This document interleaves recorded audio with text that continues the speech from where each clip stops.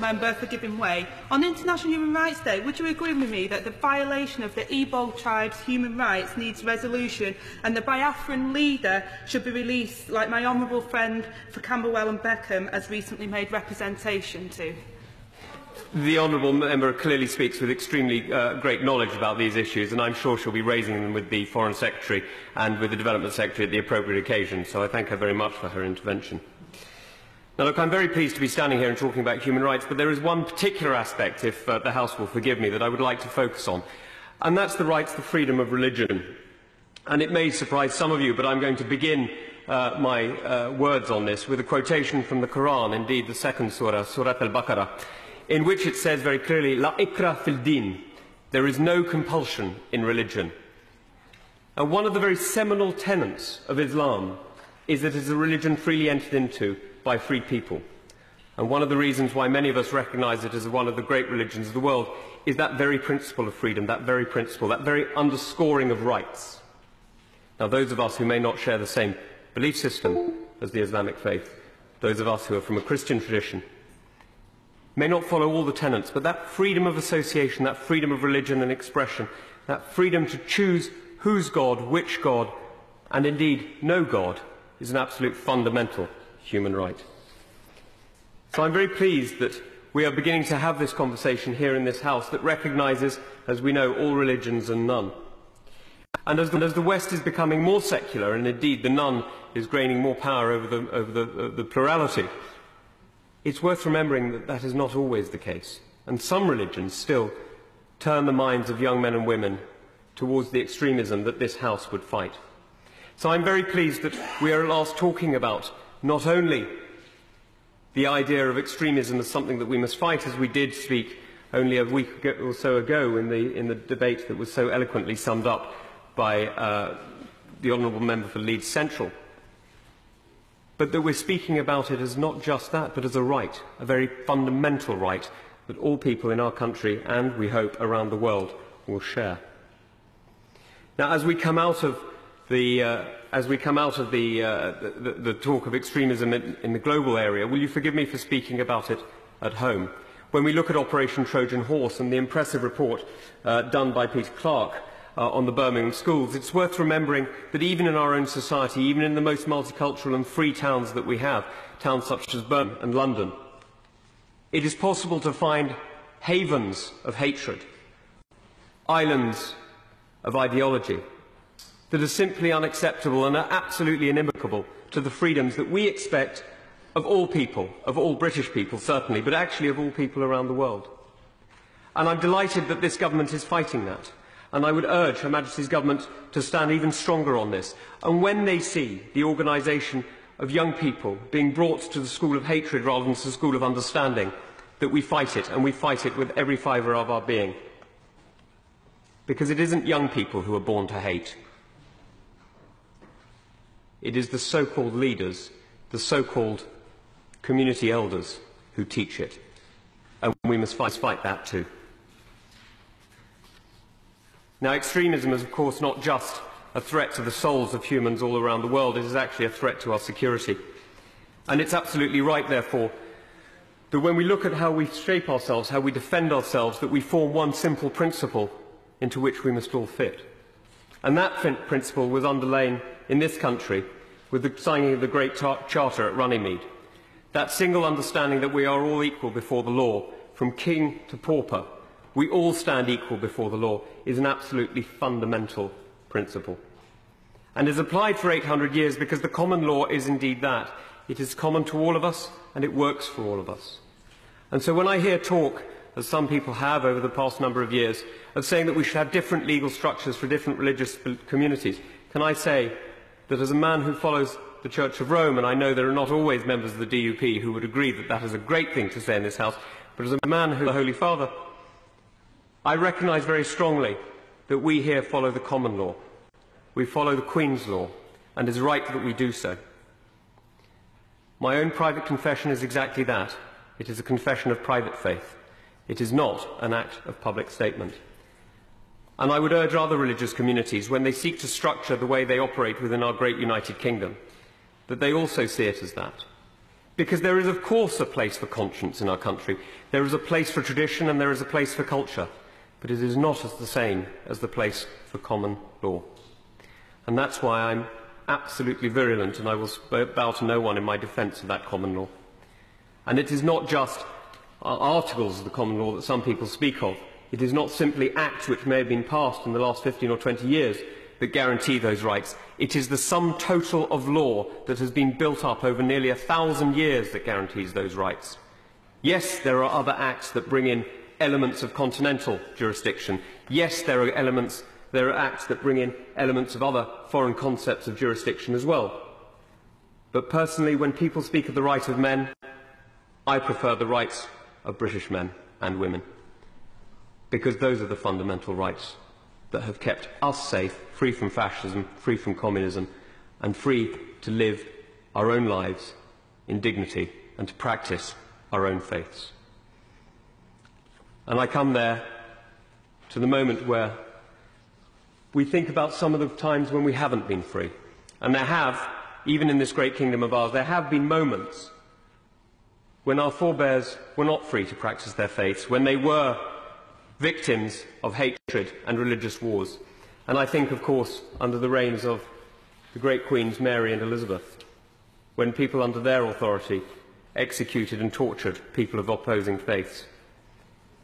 Now, there were great saints on both sides of that national moment. There were great heroes on both sides of the debate. But for me, the summing up of that debate, and the bit that we should really remember as the heart of Englishness in it, and it was at the time, as you know, a very English moment.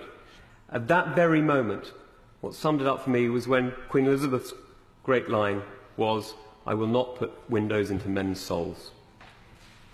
That understanding that she had, that freedom of expression under a loyalty to the Crown was an absolutely essential part of being part of our kingdom, I think is an essential part for us to remember today on International Human Rights Day. Because that understanding that freedom of faith, freedom of expression is something that the state must guarantee for you, that in our case the Crown must guarantee for you, is essential, but it only works if the relationship is two-way.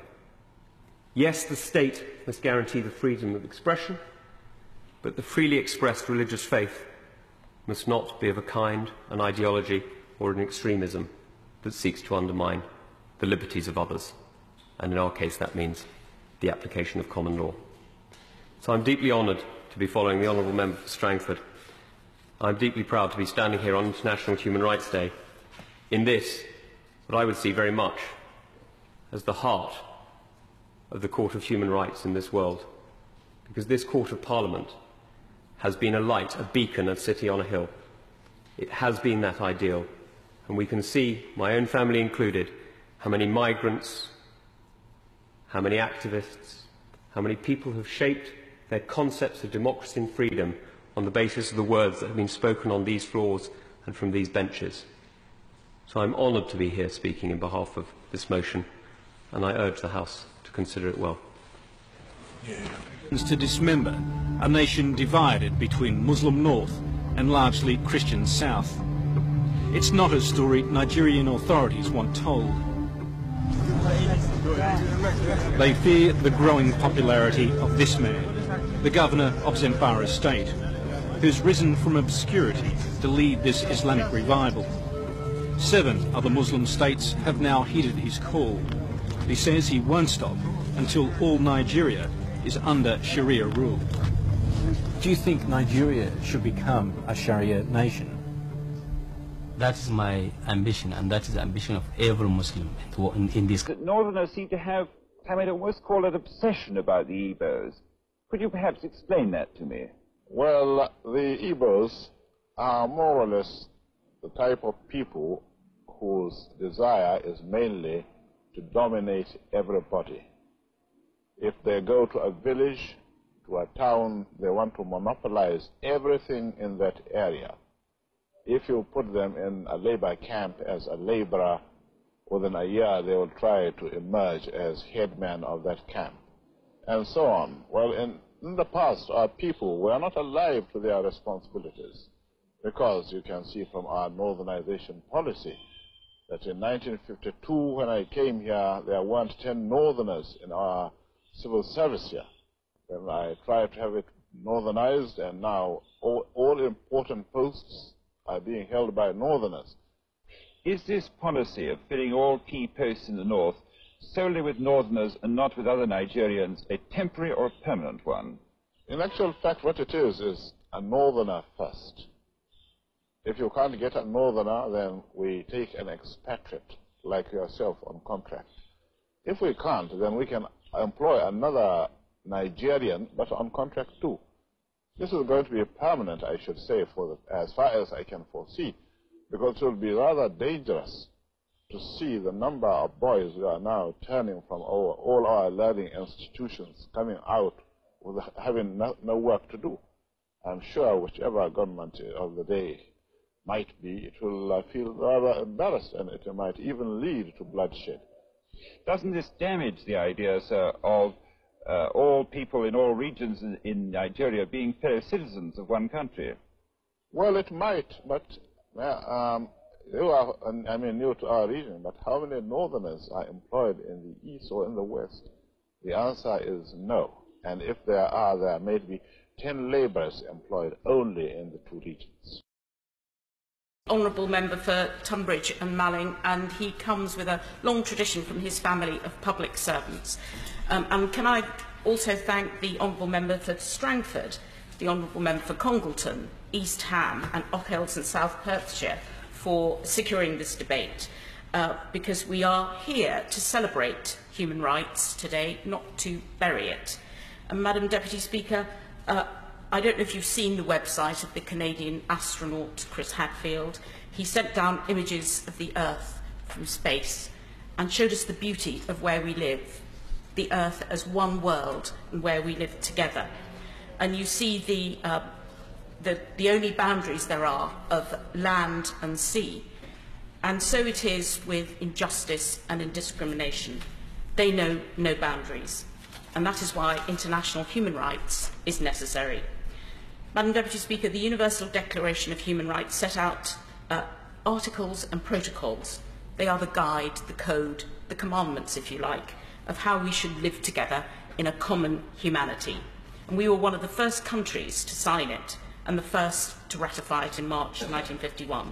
So what are they? The Honourable Member for Strangford did allude to a few and set them up, but I'd like to put them on record. The right to life, prohibition of torture, prohibition of slavery and forced labour, right to liberty and security, right to a fair trial, no punishment without law, right to respect for private life, freedom of thought, conscience and religion, freedom of expression, freedom of assembly and association, prohibition of discrimination, and under the first protocol, protection of property, the right to education and the right to free elections. Every single one of those we hold dear in this country and are embedded in those words.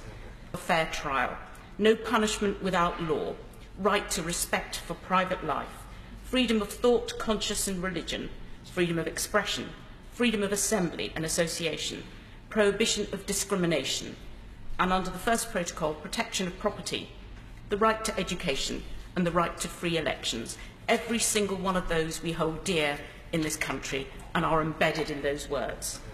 And that was first drafted, Madam Deputy Speaker, after the Second World War in response to the oppression and the tyranny that came out of those first two wars, where every one of those single rights that I've listed above were systematically violated.